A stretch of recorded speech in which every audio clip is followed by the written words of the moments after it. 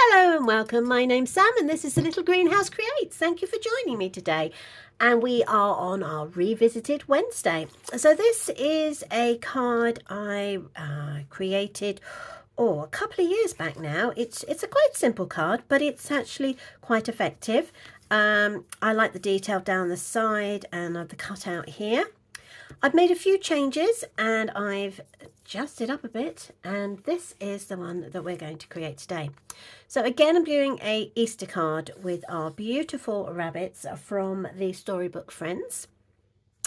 What I've done is circle here, which has got the rabbit on, I have raised. I've also, this one's got a sentiment on it and it's raised as well. And I have done a outline on my piece of lighter circle, which I will show you in a moment. So let's bring in the supplies and we can recreate this card. So today's supplies are, so this is basic beige. It measures 8 inches by 5 3/4. I have a piece of designer series paper, which is from the Storybook Friends designer series paper bundle. Which, if I got that side, oops, turn it around that way, there we go. But I'm actually going to use it with the strawberries today. I have a piece of basic beige again. Now this is an insert which measures 3 3/4 by 5 1/2, so it's exactly the same size as the designer series paper. I have a piece of basic beige measuring 3/4 inch by 1 3/4, and then I have cherry cobbler that measures 1 inch by 2 inches, and that is going to be for the sentiment. And then I have a piece of cherry cobbler for our large circle and the basic beige for our inner circle. So the first thing we need to do, let's move all these things out of the way. So the first thing we need to do is to fold this in half at the 4-inch mark. Now I'm going to bring in my cutter. There is a reason for this. So I'm just going to put it at the 4-inch mark, just there. I'm going to take my bone folder and score it. Okay, and then I'm going to move it so that there is 1 inch hanging over the edge. So literally I am cutting 1 inch off. So let's make sure that is actually in the right place. Yep, so there we are. I've cut 1 inch off and we don't need that, so put it aside. Now we can bring in our designer series paper, and I'm going to cut a 1 inch strip off this. Now it needs to be, work out which way your paper's going. Are you having it this way or are we having it that way? I think we're going to go that way. I'm going to cut another 1 inch off this designer series paper. So this is the 3 3/4 by 5 1/2. So I'm going to cut myself a 1 inch strip off by 5 3/4, 5 1/2, sorry. Okay, so there's my 1 inch strip. We need both of these pieces. Right, we can pop that away now. She says crashing. All right, so our next thing to do is to take our inside layer and we are going to pop it down inside like that. Now I would normally have white, but because I find that the basic beige is one of the colours in the designer series paper that we are using, I've gone for that instead, but of course you can always use the white. And that is why I've used a second layer here. So I'm going to stick that down with my multi-purpose. All right, let's just go. Well, hey, come on, I know you're in there. I've just used you. There we go. So that's going straight down onto my card base, leaving the 1/8 of an inch all the way around. Okay. Let me just go along it with my bone folder, just to make sure I am happy. Yep, perfect. Then what I'm going to do is I am going to lay out my designer series paper. It's going to go on here, making sure again there's a 1/8 inch all the way round. Just want to make sure that I have got my other piece. Yes. So if you've got a pattern, make sure it follows on. because that will sit underneath in a moment. So we're going to stick that on. Did that make sense? So if you've got a pattern, it's important that you cut from the right hand side of your designer series paper, so that when the front and the side of, the front and the visible inside of your card shows, it follows through pattern wise. Not so much of a worry if the pattern is ad hoc. Okay, so what I've done is I've lined this piece of the designer series paper up with this level here, so that when I layer this onto here like so, you will be able to see that it not only matches, but it flows. So the leaf here carries on and the leaves here. So the next thing to do is to take my piece and just add some glue.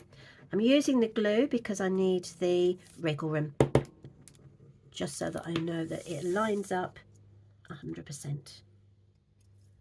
So what I'm going to do is I'm just going to roughly rest it there. Got my glue on my fingers again. Bringing my paper down, front down, to make sure that it lines up, and then I am happy with it lining. There we go, bring that over a bit. There we go. And then I know it all lines up. So there. Perfect. So that is the layout for the card. So the next thing to do is take the largest of your two circular punches. I'm going to sneeze, I do apologise. Oh, apologies. So the largest circle, I'm going to put it in through here. You could obviously use your Spotlighting Nature if you wish to, but for quickness I'm using a punch, and I'm going to pop it through so that this edge here lines up with the paper, and then I'm just going to punch it through. Obviously, because it's going through two layers, it's going to be a little bit harder than it normally would do. Right, so there's that bit. Now I'm going to bring in my red scrap, and I'm going to use the same punch and cut out the circle. And holding that down, you'll be able to see that that goes in to there like that. Okay, so I'm going to put some glue onto there. We're all about the glue today. Oh, and a few dimensionals. So there we go, there's the glue. So holding it down with your left hand, you're just going to slot in your circle, and then holding it with your right hand, you can bring up your edging so that you're not actually sticking the base down. Okay, so you've got that movement now. So that is where our focal point is going to go. Perfect. So the next thing is taking our smaller circle. I'm going to punch out myself a cardstock circle that I can stamp on. So again, this is the basic beige, but obviously you could have used white if you were going to use a lighter colour. Then what we need to do is we're going to stamp on here, and I have a very nice rabbit. I'm going to stamp him in AliExpress. So I'm just going to bring in my silicone mat so that he doesn't fit 100% onto him, because he's the biggest rabbit of all. All the other characters do, but I really wanted to use him. So let's get him in and stamped down. So push him down, hold him for a couple of seconds, and then I'm going to, there we are. There he is. He's very dapper. He's got a beautiful bow tie. And so I'm going to colour him in dark and light crumb cake, and I have got the light cherry cobbler for his bow tie. And to save time, I have already done it. So let me bring him up to you a little bit. Isn't he gorgeous? He's so cute. I just love his little tie. His bow tie is so cute. So I need this to stand out just a little bit. I feel sometimes he gets a little bit lost in there. So what I'm going to do is I'm going to bring in my cherry cobbler, and I'm going to roll my circle on the edge through the ink like this, so that it picks up a red hue on the side. Now, depending on how often you run it through will depend on how dark the edging will be. So if I bring this up, hopefully you can see that there is a little bit of red there. Right, I'm just going to leave him to dry for a second, and I'm going to bring in my sentiment, she says. So again, I've got this in the, oh hello, the basic beige. Right, I'm going to stamp him on my on my cherry cobbler. And I'm going to stamp that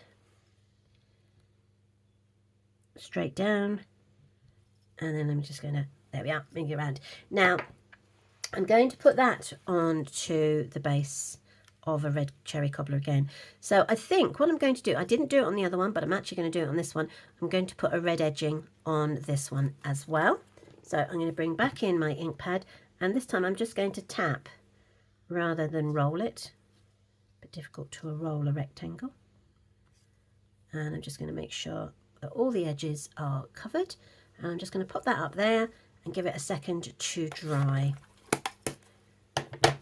And then I can focus on my rabbit. So I'm going to make him stand up, and I'm going to use my dimensionals. So I've got a few already cut, so let's see. This is the thing about the alcohol dyes and pens, they do show through. So it's always good to make sure you've either got a backing on them or they're stuck down. Right, I'm just using my offcuts. Let's put that one there. And then probably a tiny bit more. You don't need to over glue it, but I'm just going to make sure it's stuck down for today. So he will sit on here, and he will raise up so he comes out. Actually, I need a piece just there. I thought it was a bit wobbly. Let's try that bit. Oh, hello. There we go. Right, so just going to take all the backings off of these. 3, 4, 5, 6. Wow, I did. I put a load on today. 7. Way more than I would normally put on. I'm just going to make sure my little rabbit is standing upright. And then he's stuck down. Look at him, isn't he lovely? And then I'm going to add this on to here. So let's add that with a bit of glue.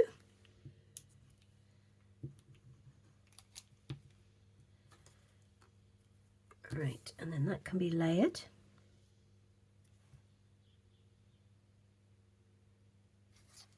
And then I need my sentiment to go over the edge, and I'm going to leave a little gap. The other one I actually had aligned up to there, but I think for this one I'm just going to leave a gap there. So all I'll do is I'll turn this over so I know exactly where it's going to go, and then the dimensionals will go there. So let me just quickly chop these up, and I can add them. So that will go about there, and probably, oh, look at that one there, and then one else will probably go just there. Right, so I can take those off. Of course, if you wanted to, you could always glue it down. You don't have to use dimensionals. I just fancied it to pop today. So there we are, and there is my sentiment. Now I've just noticed I've managed to smudge a bit of ink on there. How annoying is that? How many times do you do that? And it's so annoying. But this is when I like to bring in my bling and sort of rectify the problem. So I'm going to use these. There's the boho blue. Boho blue is one of the colours that are going to disappear. It's very sad. It's one of the ink colours that disappears in May. So I've vowed to use it lots of times to make up for it to be going. Let's have a look. What else should we do? Do you know, today I'm going for a line, I think. You know, I'll switch the camera off and go, no, no, no, I don't like that. But for the moment, we're going for a line. As long as my line is straight, we should be fine. No, I don't like it. And that's even before I've done it. So let's put one here. And then we take the top one. This is why I haven't stuck them down fully, because I just want to make sure that, you know. There, that'll do. There we go. And all that just to cover up the red cherry cobbler mark I made. So that is our revisited card today. I hope you like the design and give it a go. If you do, please put your photographs in the comments below if you're on Facebook. I would love to see them. All supplies will be listed in the description on YouTube. But if you go to my Facebook bio, you will find a link that will take you straight there as well. So thank you ever so much for joining me today. And I look forward to catching up with you on Friday if you're available for our funky fold. Thanks ever so much, everybody. Take care.